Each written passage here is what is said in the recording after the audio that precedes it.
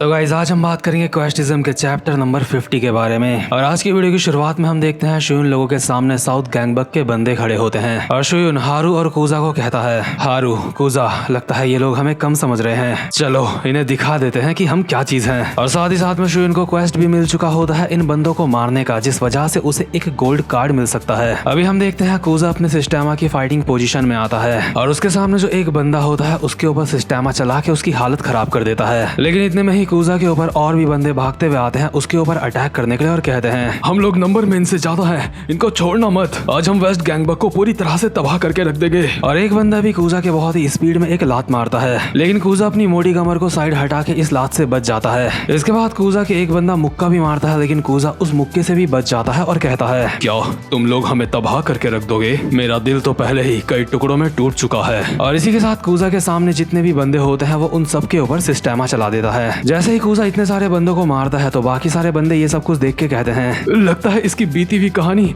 काफी ज्यादा कॉम्प्लिकेटेड है, लेकिन मुझे घंटा फर्क नहीं पड़ता कि इसकी बीती हुई कहानी क्या है। मैंने सुना था इस बंदे का नाम डियाब्लो भी है, लेकिन मैंने नहीं सोचा था कि ये इतना ज्यादा खतरनाक होगा। मुझे समझ नहीं आ रहा है इस जैसा मोटी तोंद वाला भद्दा इंसान इतना ज्यादा पावरफुल कैसे हो सकता है। और कूजा अपने सामने वाले बंदों को बोल रहा होता है, चलो अब ये फाइट खत्म करने का वक्त आ चुका है। लेकिन इससे पहले कि कूजा अपने सामने वाले बंदों को मारता, कूजा के पीछे से शुयुन आता है और उसके पिछवाड़े में एक रैपट मार देता है। शुयुन ने रैपट इसलिए मारा होता है ताकि वो किसी तरह से कूजा को अवेक कर सके, यानी कि उसकी पोटेंशियल को अवेक कर सके, जो कि उसे क्वेस्ट भी मिला होता है। लेकिन कूजा इस रैपट से अवेक तो नहीं होता, लेकिन उसे काफी ज्यादा अजीब लगता है और वो शुयुन को कहता है, शुयुन आखिर तुमने मुझे मारा क्यों? शुयुन कहता है, अरे कुछ नहीं, तू बस जो कर रहा था उसके ऊपर ध्यान दे। मुझे बस अचानक से महसूस हुआ कि तेरे पिछवाड़े में एक रैपट पड़ना चाहिए, और देख अगर तुझे ऐसा लग रहा होगा कि तेरे अंदर से कुछ अवेकनिंग हो रही है तो मुझे पहले ही बता दियो। कूजा कहता है, क्या अवेकनिंग? आखिर तुम्हारा क्या मतलब है? वहीं दूसरी तरफ हम देखते हैं हारू को, जो कि उछल उछल के काफी सारे बंदों को मार रहा होता है। हारू एक बंदे के मुंह पे मुक्के ही मुक्के बजा रहा होता है और वो बोल रहा होता है,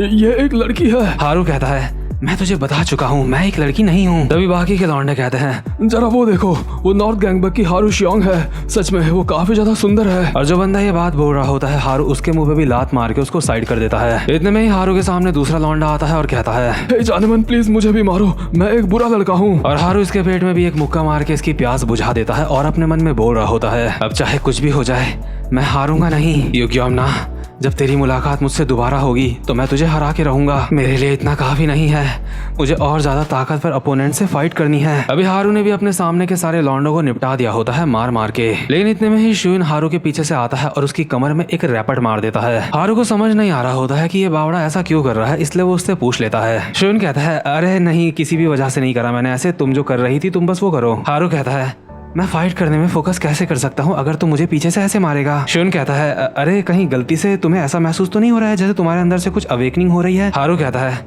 आखिर तुम क्या बात कर रहे हो, मुझे कुछ भी समझ नहीं आ रहा है। और शुयुन अभी सोच में पड़ जाता है और अपने मन में बोल रहा होता है, आखिर इन लोगों के अंदर अवेकनिंग क्यों नहीं हो रही है? क्या जब कोई अवेक होता है तो उसकी कोई स्पेशल कंडीशन होती है? मैं सोच रहा था अगर मैं इनको फाइट के बीच में पीछे से मारूंगा तो इनके अंदर अवेकनिंग पैदा हो जाएगी। मुझे लगता है मैंने इन्हें काफी ज्यादा हल्के से मारा है, मुझे इन्हें और ज्यादा जोर से मारना चाहिए। क्या मुझे इस बार इनके ऊपर डैम्सी रोल अटैक का इस्तेमाल करना चाहिए? लेकिन शुयुन का चेहरा देख के हारू को समझ आ जाता है कि हरामजादा कुछ गलत सोच रहा है, इसलिए हारू कहता है, अजीब अजीब सी चीजें सोचना बंद कर दे। लेकिन इतने में ही शुयुन को नोटिफिकेशन आता है कि तुमने साउथ गैंगबक के अभी सारे के सारे बंदों को पेल दिया है। इसका मतलब शुयुन का क्वेस्ट भी पूरा हो चुका होता है और शुयुन साउथ गैंगबक के एक बंदे के ऊपर बैठा हुआ होता है और बोल रहा होता है, शिट, फाइट खत्म हो गई और मैं इन दोनों में से किसी को भी अवेक नहीं कर पाया। आखिर मैं इन लोगों को अवेक कर कैसे पाऊंगा? आखिर मुझे इन्हें अवेक करने के लिए करना क्या पड़ेगा? और शुयुन के नीचे जो लौंडा पड़ा होता है वो बोल रहा होता है, प्लीज मुझे जान से मत मारना। लेकिन शुयुन का ध्यान उस बंदे के ऊपर बिल्कुल भी नहीं होता और शुयुन को क्वेस्ट रिवॉर्ड के तौर पे जो गोल्ड कार्ड मिला होता है शुयुन उसको रिवील कर देता है और इस कार्ड का टाइटल होता है strong against the weak, weak against the strong. लेकिन अभी इस कार्ड के बारे में हमें ज्यादा नहीं बताया जाता। इसके बाद सीन शिफ्ट होता है और हम देखते हैं शुयुन अपने घर में बैठ के आराम से टीवी देख रहा होता है और आज होती है शुयुन की स्कूल की छुट्टी और इसलिए शुयुन बोल रहा होता है, तो आज स्कूल की छुट्टी है, ऐसा लगता है मैंने काफी समय से इस तरह से रिलैक्स नहीं किया था। ऐसा महसूस हो रहा है जैसे ये हफ्ता काफी ज्यादा लंबा खिंच गया और ये जो अवेकनिंग वाला मुझे क्वेस्ट मिला है इसके बारे में मैं पता लगाते लगाते थक चुका हूँ। क्या सिस्टम मुझे कोई हिंट हिंट नहीं दे सकता कि आखिर इस क्वेस्ट को पूरा कैसे करना है। क्या किसी को अवेक करने के लिए किसी को बहुत ही ज्यादा इंटेंस सिचुएशन में आना पड़ता होगा। मैंने जो कुछ वीडियो गेम्स खेले हैं उनमें तो ऐसा ही होता है। और वो हरामजादा ब्योमशैंग जियोंग, उसको भी मुझे मारना है। वो हरामजादा बार बार मेरे लिए परेशानी बनता रहता है। लेकिन इतने में ही यहाँ पे डेयुन आती है और बोल रही होती है, मॉम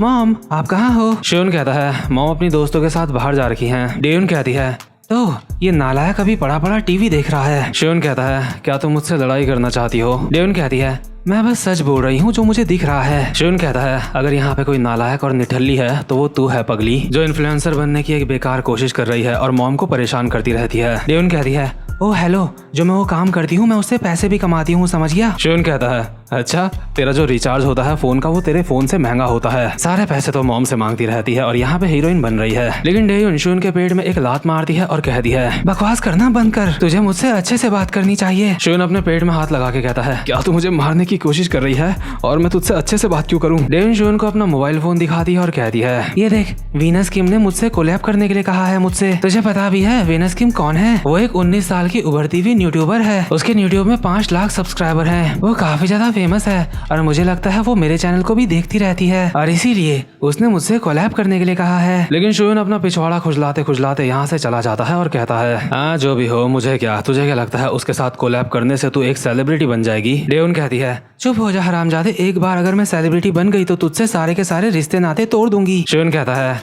हाँ ठीक है, जब तू सेलिब्रिटी बन जाएगी तो मैं दुनिया को बता दूंगा तू कितनी ज्यादा हरामजादी है। इसके बाद दूसरे सीन में हम देखते हैं जो डेयुन किम होती है वो अभी उसी यूट्यूबर के साथ होती है जिसकी वो बात कर रही थी और अभी डेयुन और वो मिल के साथ में स्ट्रीमिंग कर रहे होते हैं। लोगों को स्ट्रीम में अपने सामने 2 सुंदर लड़कियां देख के अच्छा तो लग रहा होता है, लेकिन साथ ही साथ में वो ये भी देख पा रहे होते हैं कि डेयुन के अंदर अभी इतनी ज्यादा एनर्जी नहीं लग रही है। दरअसल डेयुन के साथ ऐसा पहली बार हो रहा होता है कि उसकी ऑडियंस काफी ज्यादा होती है, इसलिए वो थोड़ी सी नर्वस हो चुकी होती है। और इसके बाद डेयुन लोग लाइव स्ट्रीम को बंद कर देते हैं।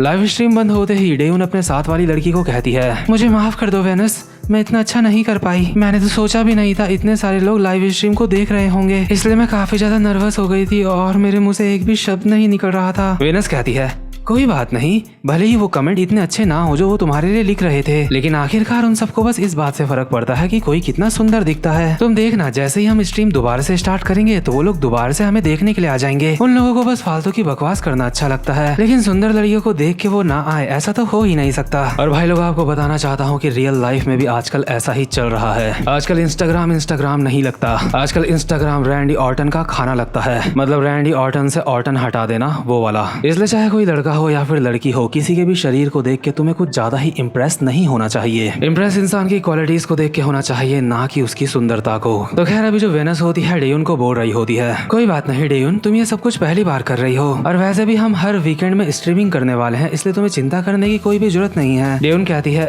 वीनस मुझे तुम्हारी एक मदद चाहिए, क्या मैं इस लाइव स्ट्रीम में अपने दोस्तों को भी लेके आ सकती हूँ? क्योंकि जब मैं अपने दोस्तों के साथ होती हूँ तो मैं काफी ज्यादा एनर्जेटिक फील करती हूँ। वीनस कहती है, क्या तुम्हारे दोस्त क्यूट हैं? डेयुन कहती है, हाँ वो बहुत ज्यादा क्यूट हैं। वेनस कहती है, तो ठीक है, अगली बारी हम और ज्यादा लोगों के साथ कोशिश करेंगे, लेकिन क्या तुम्हारे दोस्तों को इससे कोई दिक्कत नहीं होगी? डेयुन कहती है, नहीं उन्हें कोई भी दिक्कत नहीं होगी, मैं उन्हें समझा दूंगी। तो खैर, इसके बाद जो वेनस होती है थोड़ी देर के लिए यहाँ से बाहर चली जाती है और एक सुनसान जगह पे जाके कॉल करती है ब्योमशैंग जियोंग को, यानी कि साउथ गैंगबक का वो बंदा जो शियोन का दुश्मन है। और वेनस को ब्योमशैंग ने ही भेजा हुआ होता है डेयुन के पास। ब्योमशैंग कॉल पे वेनस को कहता है, तो डेयुन किम के साथ सब कुछ कैसा चल रहा है? वेनस कहती है, ऑब्वियसली मैं उसके साथ स्ट्रीमिंग कर रही हूँ, मैं ये बात साफ साफ बता सकती हूँ, वो 1 नंबर की गधी है। उसको भगवान ने भेजा तो है, लेकिन उसके अंदर भेजा नहीं भेजा। मैं उसके साथ वीकेंड्स में काफी सारी लाइव स्ट्रीम करके उसके काफी ज्यादा करीब आ जाऊंगी, लेकिन वो अपने दोस्तों को भी लाइव स्ट्रीम में लाना चाहती है, क्या इससे कोई दिक्कत हो सकती है? ब्योमशैंग कहता है, इस बात से कोई फर्क नहीं पड़ता, मुझे बस डेयुन किम चाहिए। तो हमारे प्लान को अंजाम देने का सही वक्त कौन सा रहेगा? वेनस कहती है, कल तक वो और मैं काफी ज्यादा एक दूसरे के क्लोज आ जाएंगे, तो इसलिए तुम्हें जो कुछ भी करना है वो तुम कल डेयुन के साथ कर सकते हो। ब्योमशैंग कहता है, ठीक है, तो कल के लिए हम तैयारी करते हैं। लेकिन इतने में ही ब्योमशैंग के पास आता है जिंगू, और ये बंदा साउथ गैंगबक का 4थे नंबर का बंदा होता है, और इसका मतलब साफ है कि ये बंदा काफी ज्यादा ताकतवर होगा। जिंगू यहाँ पे आते ही साथ ब्योमशैंग को कहता है, क्या अभी तुम कॉल में किसके साथ बात कर रहे थे? क्या वो एक लड़की थी? मैं गलत नहीं हो सकता, वो एक लड़की की ही आवाज थी, है ना? ब्योमशैंग कहता है, जिंगू, लड़की की आवाज सुन के इतना ज्यादा उत्साहित मत हो जाया कर। जिससे मैं बात कर रहा था वो शोई ली थी, वो हमारी एक क्लाइंट है और वो डेयुन किम के साथ लाइव स्ट्रीम करने वाली है। जिंगू कहता है, क्या डेयुन किम, क्या वो हॉट है? ब्योमशैंग कहता है, अबे हरामजादे, तेरे दिमाग में यही सब कुछ चलता रहता है। खैर, जो शोई ली है वो डेयुन के काफी ज्यादा क्लोज आ जाएगी एक ही दिन में, और अभी सब कुछ हमारे प्लान के मुताबिक चल रहा है। और कल वो दिन है जब हम डेयुन किम को अपना टारगेट बनाएंगे।